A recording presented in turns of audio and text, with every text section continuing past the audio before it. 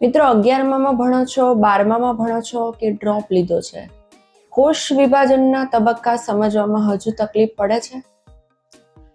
આ વિડીયો જોયા પછી નહીં પડે. હું તમને પ્રોમિસ કરું છું કે આ વિડીયો જોયા પછી તમને કોષ વિભાજન કાયમ માટે યાદ રહી જશે.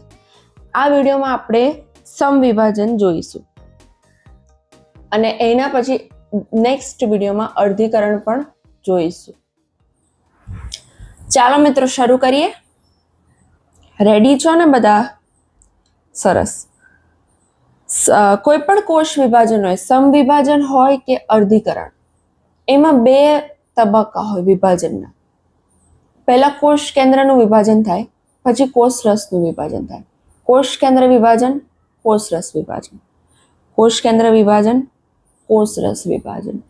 હવે કોષ કેન્દ્ર વિભાજન છે ને અભ્યાસની સરળતા માટે 4 તબક્કામાં વિભાજિત કર્યા છે. આમ તો સળંગ પ્રક્રિયા છે, વચ્ચે કઈ બ્રેક લઈ લઈને થતી નથી, સળંગ જ થાય છે, પણ આપણે અભ્યાસમાં સરળતા પડે, સમજવામાં સહેલું પડે એને 4 તબક્કામાં વહેંચી છે.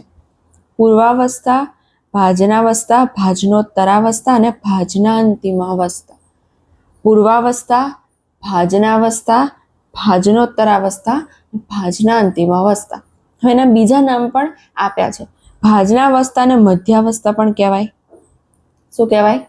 મધ્યાવસ્થા. ભાજનોત્તરાવસ્થાને પશ્ચાવસ્થા કહેવાય, પશ્ચાવસ્થા. અને ભાજનાંતિમાવસ્થાને અંત્યાવસ્થા પણ કહેવાય. અંગ્રેજી નામ પણ યાદ રાખજો.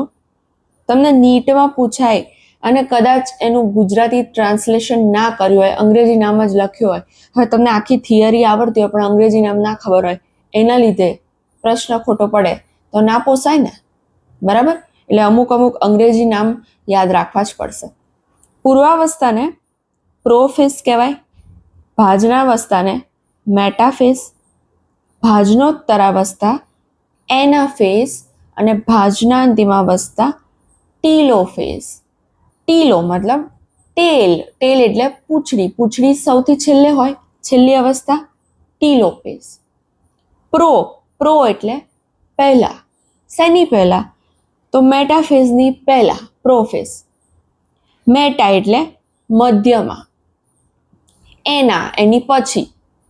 એ રીતે યાદ રહેશે ને? પ્રોફેઝ, મેટાફેઝ, એનાફેઝ અને ટીલોફેઝ. પૂર્વાવસ્થા, ભાજનાવસ્થા, ભાજનોત્તરાવસ્થા અને ભાજનાંતિમાવસ્થા. ગયા વિડીયોમાં આપણે આંતરાવસ્થાની વાત કરી હતી, યાદ છે ને? કે નથી જોયો વિડીયો? ના જોયો હોય ને તો જોઈ લેજો, બરાબર? જો આ આંતરાવસ્થાનો કોષ છે. એમાં શું છે? તો એમાં તમને આકૃતિમાં જે દેખાય છે ને એ જ તમારે લખવાનું છે. જો તમે આકૃતિ યાદ રાખશો તો તમને લખાણ યાદ રહી જશે. અને આપણું મગજ એ આકૃતિ, ચિત્રો, કલર એ બધાને વધારે ઝડપથી યાદ રાખે. લખાણને યાદ રાખે એના કરતાં આકૃતિને જલ્દી યાદ રાખે. તો આકૃતિ જ યાદ રાખવી શું ખોટી? લખાણ યાદ રાખવું અલગથી, પછી આકૃતિ અલગથી યાદ રાખવી, એના કરતાં આકૃતિ પરથી જ લખાણ બનાવવાનું છે. કેટલું સહેલું, બરાબર ને? જો આ આંતરાવસ્થાનો કોષ છે. આંતરાવસ્થાને અંગ્રેજીમાં ઇન્ટરફેસ કહેવાય. જો અહીંયા અંગ્રેજી નામ ઘણા બધા લખેલા છે, હું તમને ફોર્સ નથી કરતી, પણ જેટલા નામ યાદ રહે એટલા યાદ રાખશો તો તમારા માટે જ સારું રહેશે, બરાબર ને? સૌથી પહેલા તો આ એક કોષ છે, બરાબર? આંતરાવસ્થાનો કોષ. હવે આંતરાવસ્થામાં શું થાય? G1, S અને G2 3 તબક્કા આવે. એ 3 તબક્કાને અંતે કોષ એકદમ વિભાજન માટે તૈયાર થઈ જાય. એકદમ વિભાજન માટે તૈયાર થઈ જાય. એના દ્રવ્યો બધા બેવડાયેલા હોય, એમાં રંગસૂત્ર દ્રવ્યની માત્રા ડબલ હોય, અંગિકાઓ બેવડાયેલી હોય. કોષ કેન્દ્રિકા તમને સ્પષ્ટ દેખાય અને રંગસૂત્ર દ્રવ્ય જાળાની જેમ હોય. આકૃતિમાં બતાવો. સૌથી બહારનું પટલ આ એ શું છે? કોષરસ પટલ. એની અંદર કોષરસ છે. કોષરસની અંદર બધી અંગિકાઓ છે. આપણે અત્યારે કામની અંગિકા છે એ છે તારા કેન્દ્ર. આ રહ્યા આપણા તારા કેન્દ્ર. તમને યાદ છે એસ તબક્કામાં પ્રાણી કોષમાં તારા કેન્દ્રનું પણ દ્વિગુણન થાય છે એવું કીધું હતું આપણે, યાદ છે કે નહીં? તો આ રહ્યા આપણા બીવડાયેલા તારા કેન્દ્ર. શું છે? તારા કેન્દ્ર.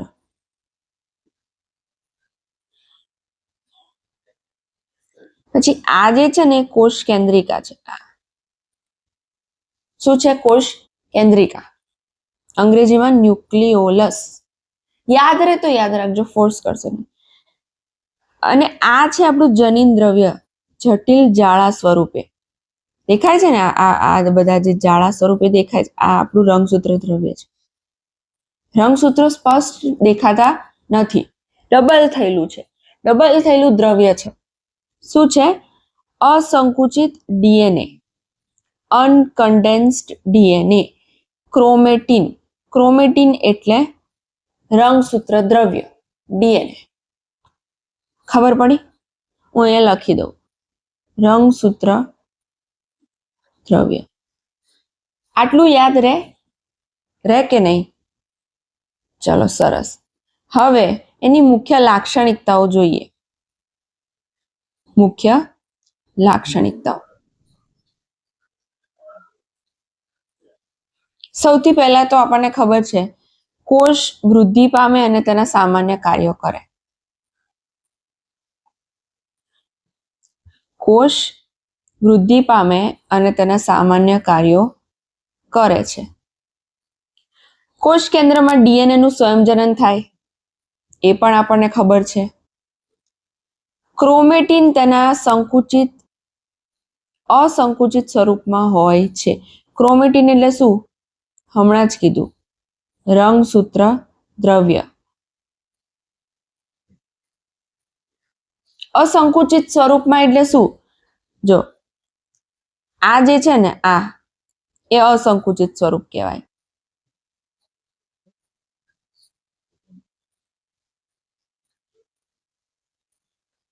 અને આગળ જ્યારે એનું ઘનીકરણ થશે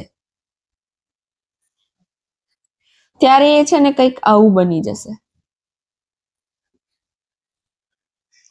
એકદમ ઘટ્ટ રીતે ગોઠવાશે અને આપણને આવું સેન્ટ્રોમિયર વાળું એક્સ આકારનું રંગસૂત્ર જોવા મળશે. આવું, જેને આપણે આવી રીતે દર્શાવીએ છીએ, આવી રીતે.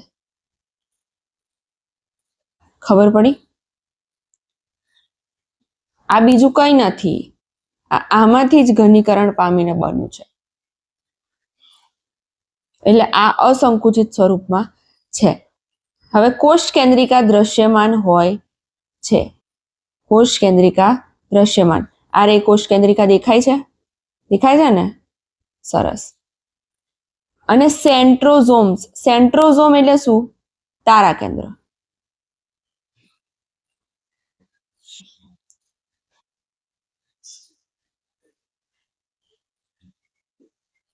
જો એક હોય ને તો એને સેન્ટ્રિઓલ્સ કહેવાય અને બે હોય તો તારાકાય કહેવાય.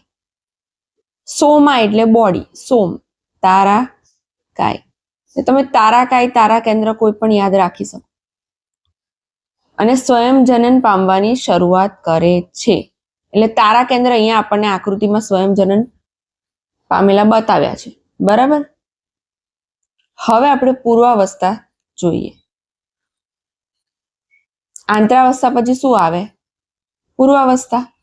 એમાં શું થાય એ જોઈએ. પૂર્વાવસ્થા.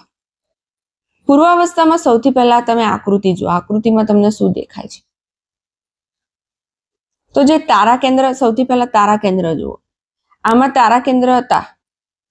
હવે આ ધીમે ધીમે દૂર જવાની શરૂઆત કરે છે. જો એકબીજાથી વિરુદ્ધ ધ્રુવ તરફ. આ બાજુ જાય છે, આ બાજુ જાય છે. દેખાય છે? પછી બીજું શું થાય છે? તો બીજું આ જે આવું દોરી જેવું જટિલ જાળા જેવું હતું એમાંથી ધીમે ધીમે ઘનીકરણ પામીને એક્સ આકારનું બનવાનું ચાલુ થયું કે નહીં રંગસૂત્ર.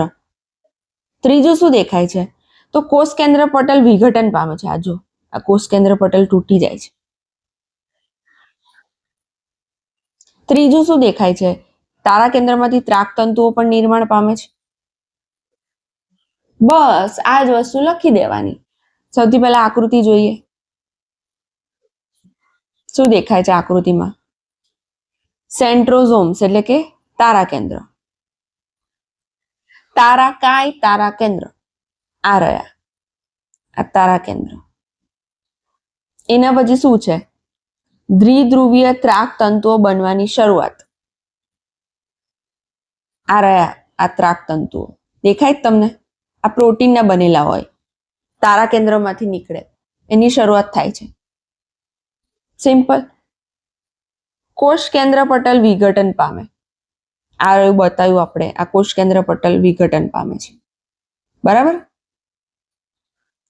આ વચ્ચે વચ્ચે ગેપ પડી ગયો ને, એ ધીમે ધીમે વિઘટન પામે છે. અને સંકુચિત રંગસૂત્રો, બે રંગસૂત્રિકા સાથે. હવે અહીંયા ધ્યાન આપજો. આમાંથી કોઈ એક રંગસૂત્ર હું તમને બહાર બતાવું. ધારો કે પર્પલ કલર છે તો આપણે એ જ કલરમાં બતાવીએ.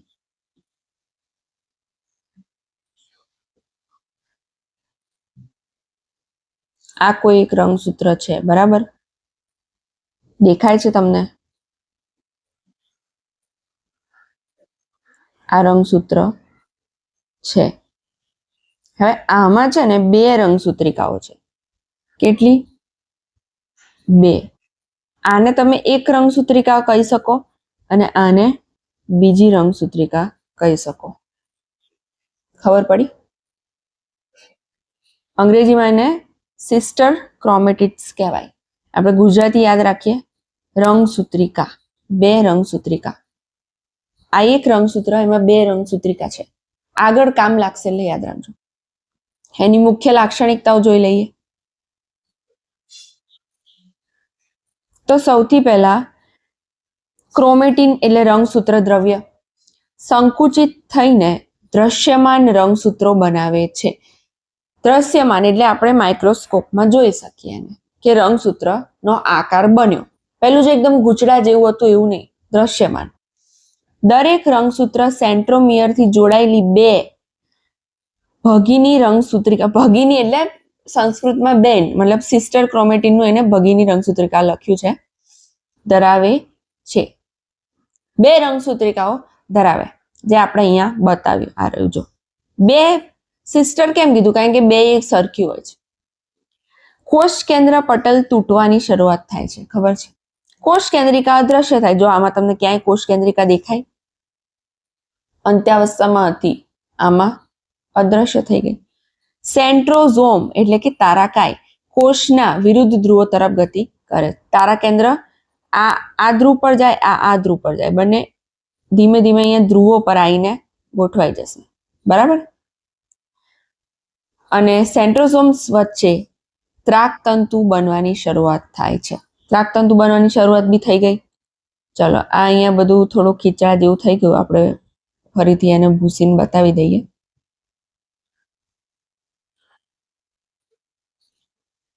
જો સૌથી પહેલા તો રંગસૂત્ર દ્રવ્ય સંકુચિત થઈને રંગસૂત્ર બનાવે. અહીંયા લખી દઉં.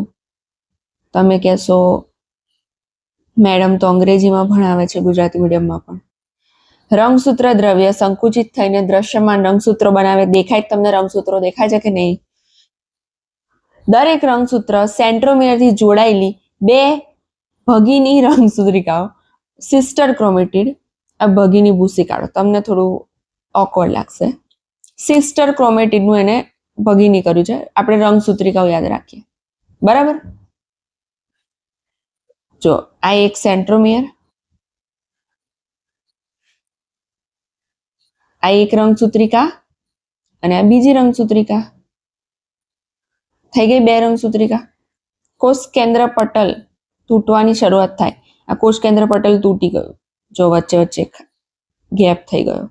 કોષ કેન્દ્રિકા અદ્રશ્ય થાય. કોષ કેન્દ્રિકા દેખાય તમને ક્યાંય?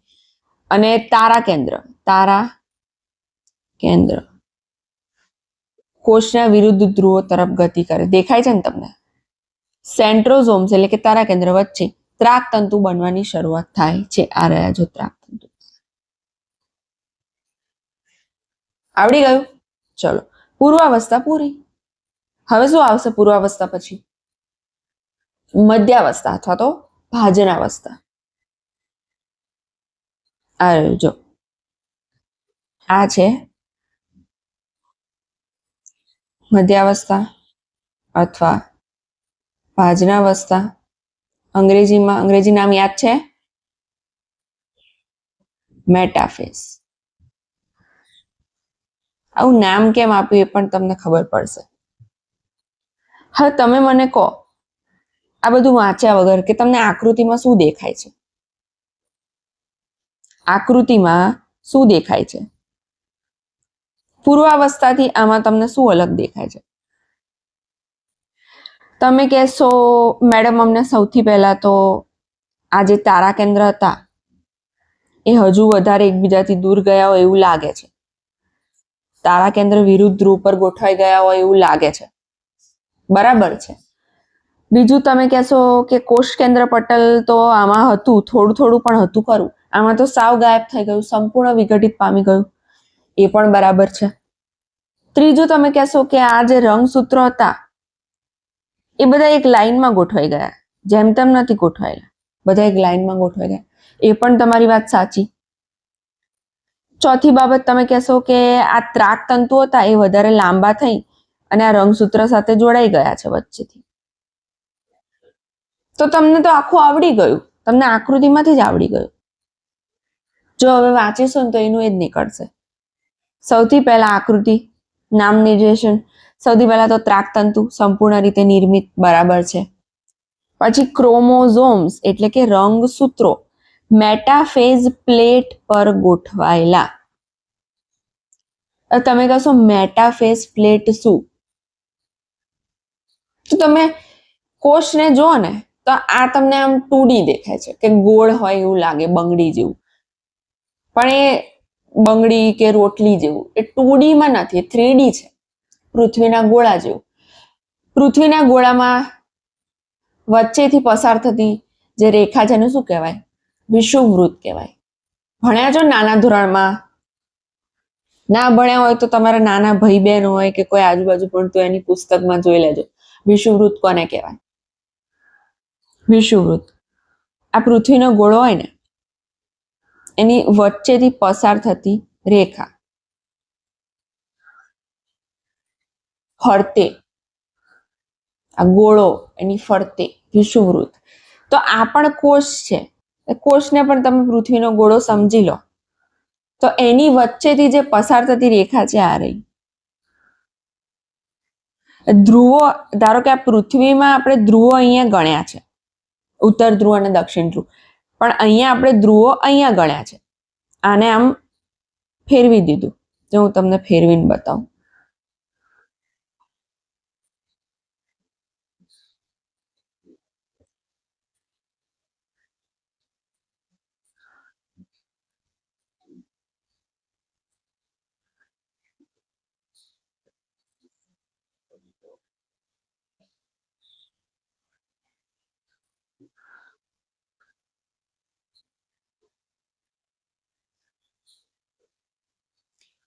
જો આપણે આમાં ધ્રુવો અહીંયા લીધા છે, જો આ ધ્રુવો અહીંયા હોય તો વિષુવવૃત્ત તો અહીંયા જ હશે.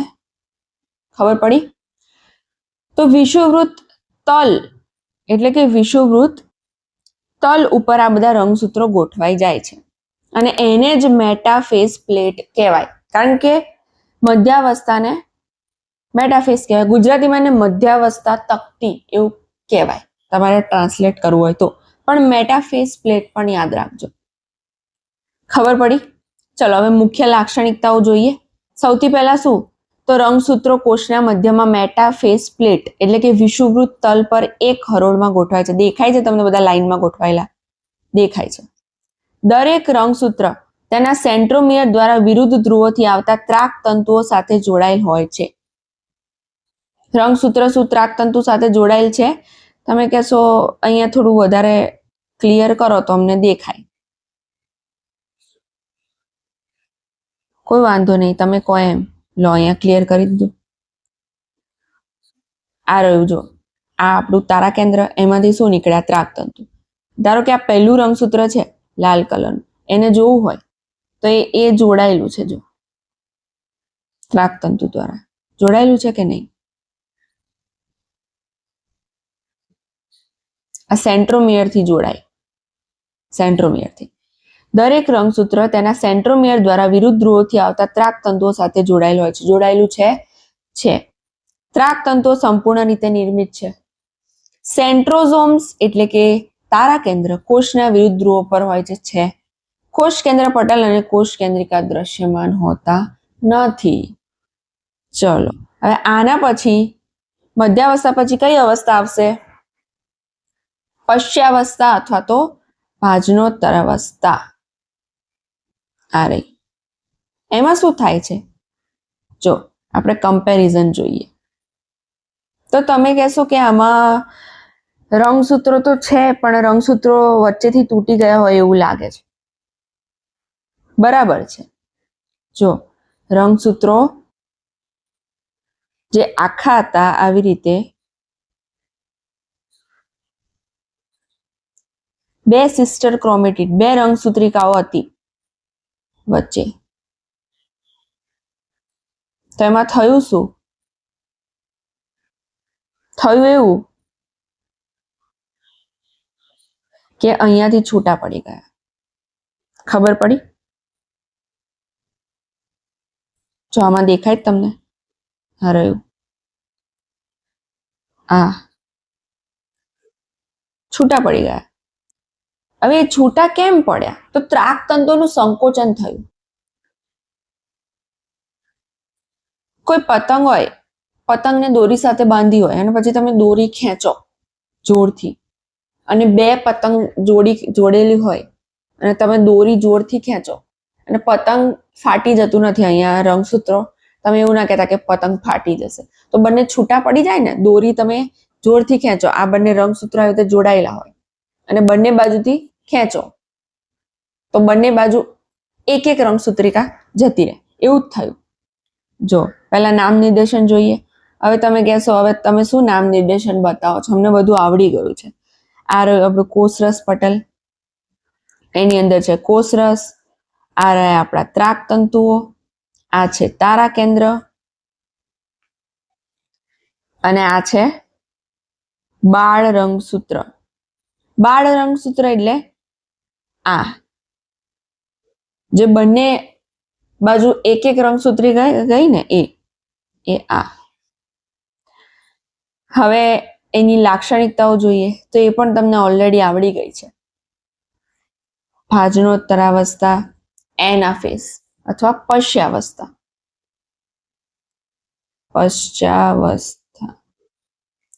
સેન્ટ્રોમિયર વિભાજિત થાય છે અને રંગસૂત્રિકાઓ અલગ થઈને બાળસૂત્ર બનાવે છે.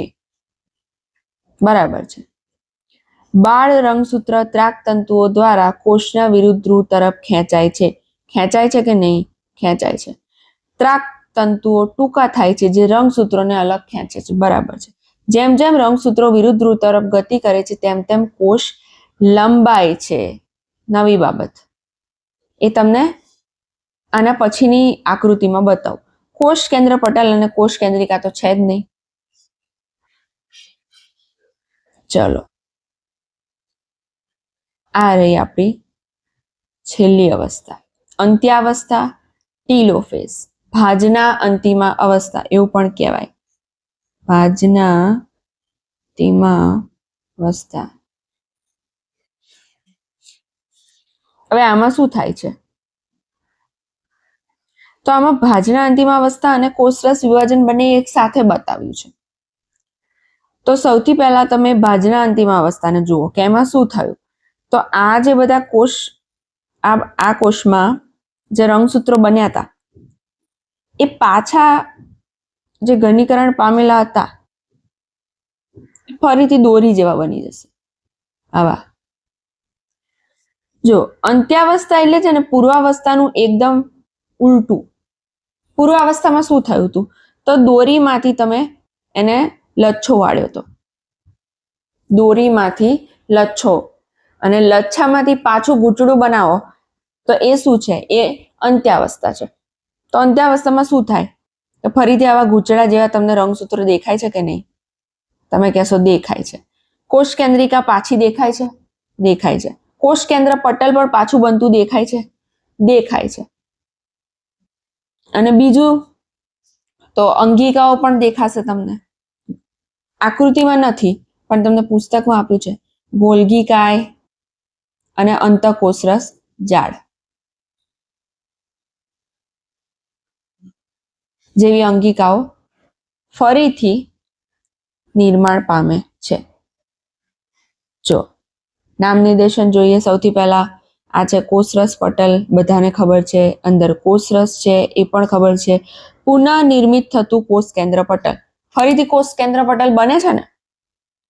કોષ કેન્દ્રિકા પર તમને દેખાય છે. હવે રંગસૂત્રો શું કરે છે? વિસ્તરણ પામે છે, ડીકન્ડેન્સિંગ, વિસ્તરણ પામે છે. અને આ છે તારા કેન્દ્ર.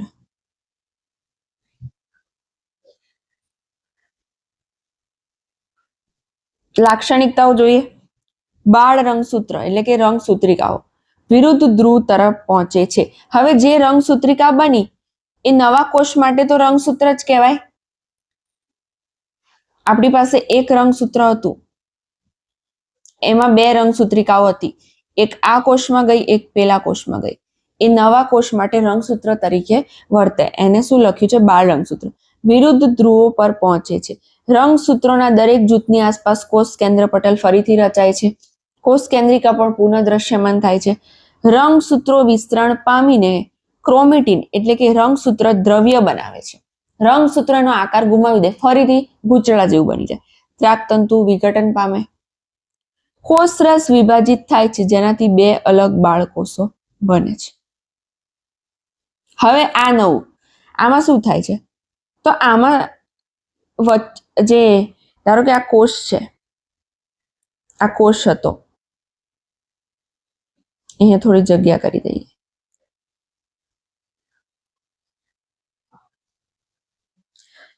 આવી રીતે કોષ હતો, બરાબર. હવે એમાંથી છે ને અહીંયાથી ખાંચ સર્જાય આમ, અને ખાંચ ધીમે ધીમે આમ આગળ વધતી જાય, અને એનાથી શું થાય? તો બે નવા કોષ બને. આ કોષરસ વહેંચાઈ જાય, વહેંચાઈ ગયો જો, એટલે આ એક નવો કોષ અને આ એક નવો કોષ. આ શેના જેવું કે તમે ફુગ્ગામાં હવા ભરી હોય અને ફુગ્ગાને વચ્ચેથી આમ ગોળ કરી દો, આમ વચ્ચેથી દબાવો અને પછી બે ફુગ્ગા બની જાય. ખબર પડી? એવી રીતે આમાં બે કોષ બની જાય. પરિઘથી કેન્દ્ર તરફ, પરિઘથી કેન્દ્ર તરફ. જો આ રહી આ ખાંચ, કોષ, ખાંચ. અંગ્રેજીમાં એને ક્લીવેજ કહેવાય, બરાબર. હવે દરેક બાળકોષમાં રંગસૂત્રની સંખ્યા માતૃકોષ જેટલી જ હોય, સમવિભાજનની લાક્ષણિકતા, અને દરેક બાળકોષમાં તારા કેન્દ્ર હાજર હોય છે. આ રહ્યા.